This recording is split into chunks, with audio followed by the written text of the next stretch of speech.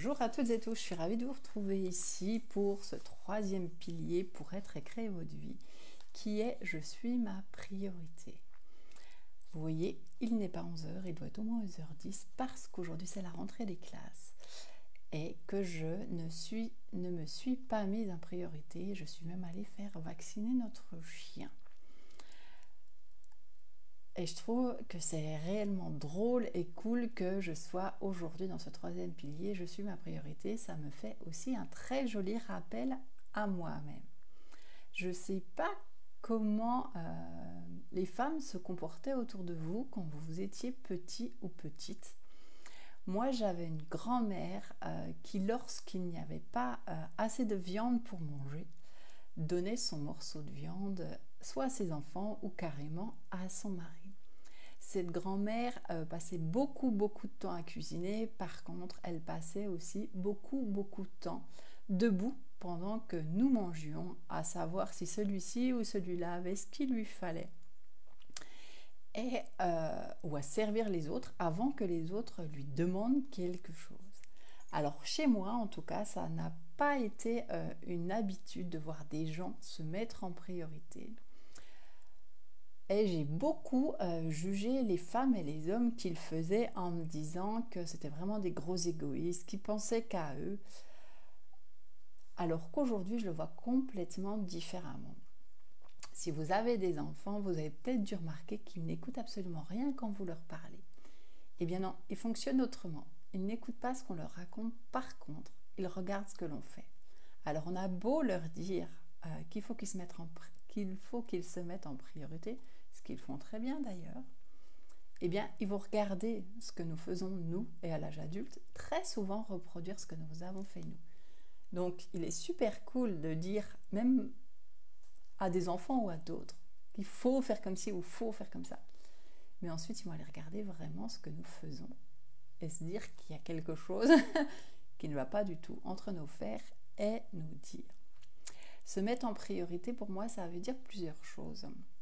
La première, ça veut dire d'écouter son corps. De quoi votre corps a besoin? Est-ce qu'il est fatigué? Est-ce qu'il a faim? Est-ce qu'il a soif? La priorité, pour moi, elle est vraiment sur le corps puisque c'est avec lui que vous vivez tout le temps. Et l'autre chose qui vient, c'est être sa priorité. Quand? Comment? Est-ce que être ma priorité, c'est prendre une semaine de vacances toute seule? Est-ce que ça suffit? Est-ce que ma priorité, c'est de prendre 5 minutes par jour pour moi, de prendre 1 heure par jour pour moi? Est-ce que ma priorité, ça passe par un massage toutes les semaines?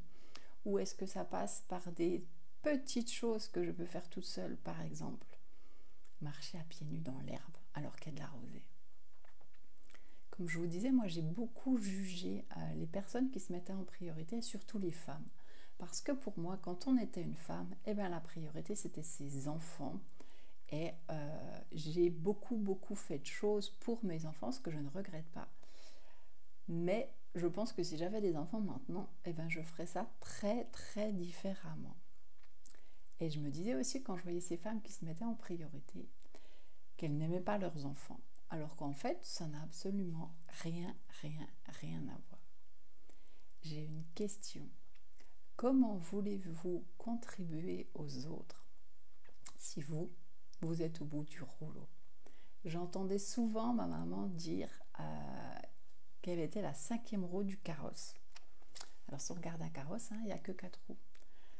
Et 5e roue du carrosse, ça veut dire je passe après tout le monde si il y a encore du temps pour moi. Et souvent, avec nos vies très agitées, eh bien, il n'y a plus de temps pour toi. Donc oui, la 5e roue du carrosse, tu fais ta vie pour les autres, tu réponds à leurs demandes, tu anticipes leurs demandes. Et toi, quand est-ce que tu as du temps pour toi? Quand est-ce que tu es ta priorité? Quand est-ce que tu te poses pour aller voir tes rêves, pour aller voir ce qui te fait du bien, pour prendre du temps avec toi? Quand est-ce que tu le fais? Est-ce que tu attends d'être complètement au bout du rouleau? Est-ce que tu attends d'être en colère? Est-ce que tu attends d'être triste? Est-ce que tu attends d'être fatigué pour se prendre ce temps avec toi?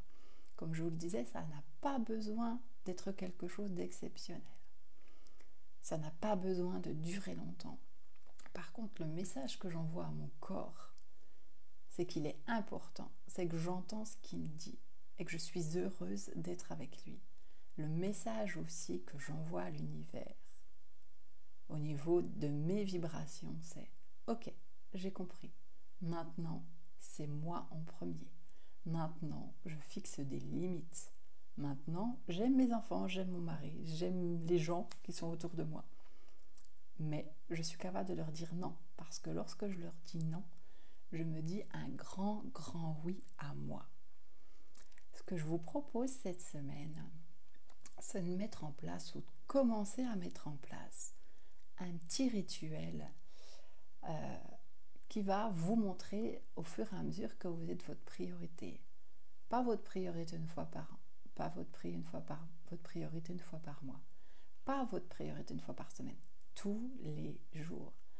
Alors, je vous entends déjà me dire, j'ai beaucoup de choses à faire sur ma to-do list, ça va faire une tâche de plus.